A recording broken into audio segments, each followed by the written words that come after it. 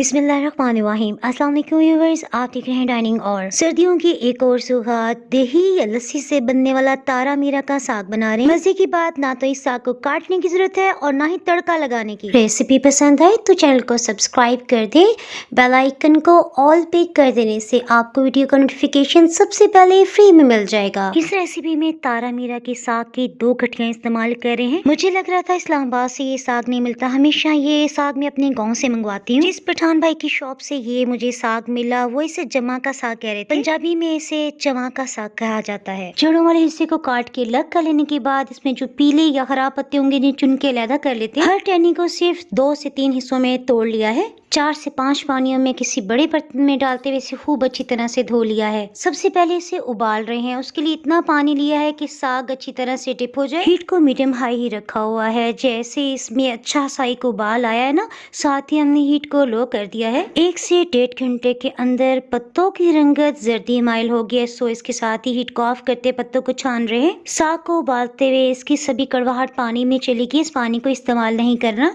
छने हुए साग को हाथ में लेते हुए हल्का सा प्रेस करें ताकि इसमें से इजाफी पानी निकल जाए। प्रेस कर लेने के बाद अब आप चाहें तो इसमें से आधे साग को आप जिपलॉक बैग में डालते हुए फ्रीज भी कर सकते हैं। जब भी दिल चाहे ये साग तैयार कर लें। नेक्स्ट हम इसमें 3 पाव दही ले रहे हैं। दही काफी गाढ़ा है, सो हमने इसमें 1 कप पानी डालते हुए हिला के शामिल कर दिया। साग को लो स्पीड पे हम ब्लेंड कर रहे हैं। थोड़ी देर चला लेने के बाद इसको हमने रोक लिया। इसी तरह 2 से 3 बार करते हुए इसका टोटली पेस्ट नहीं बनाना। जैसे समझे ना कि सभी पिस गया, बस इसे ऑफ कर दे। इसके साथ ही हम आ जाते हैं अपनी मेन रेसिपी की तरफ। इसके लिए 1 कप भर के हम ऑयल ले रहे हैं क्योंकि हमने साग को तड़का नहीं लगाना। सो इसी स्टेज पे थोड़ा ज्यादा ऑयल डाला है। प्याज इसमें दरमियाने साइज का चॉप करके शामिल किया है। लहसुन अदरक का पेस्ट 2 खाने वाले चम्मच भर के ले रहे हैं। इसे इतना भूनेंगे कि हल्की सी सुनहरी रंगत आ जाए। हांडी के लिए मसाला तो भून ही रहे हैं ना, साथ ही हम बड़े साइज के टमाटर का छिलका उतारते हुए चॉप करें। प्याज की रंगत ज्यादा डार्क ना हो जाए, सो इसमें 3 से 4 टेबलस्पून पानी शामिल करते हुए हीट को लो कर दिया। टमाटर को गलाने के लिए 1/4 कप पानी शामिल करते हुए इसे अच्छी तरह से मिक्स कर लेने के बाद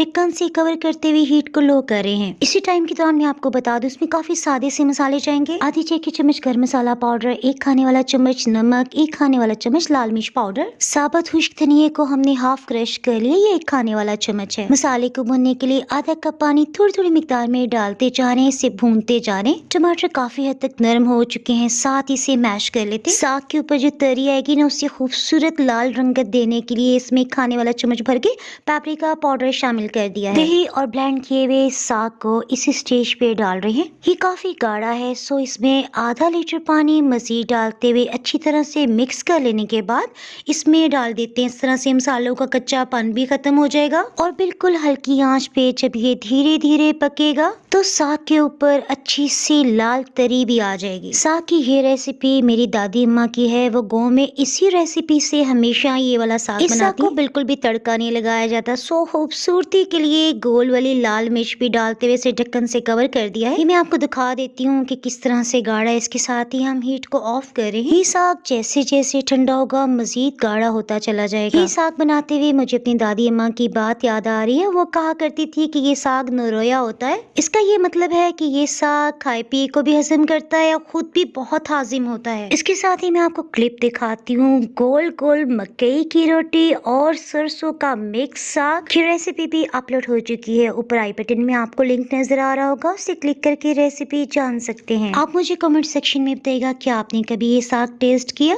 रेसिपी पसंद आए तो लाइक और शेयर करना बिल्कुल भी ना भूलिएगा। YouTube पे मजीद रेसिपीज देखने के लिए सब्सक्राइब को क्लिक कर दें। इसके अलावा आप डाइनिंग और को इंस्टाग्राम और फेसबुक पे भी फॉलो कर सकते हैं। फिर मिलेंगे किसी मजेदार सी रेसिपी या व्लॉग के साथ। दुआ में याद रखें। उस वक्त तक के लिए अल्लाह हाफिज।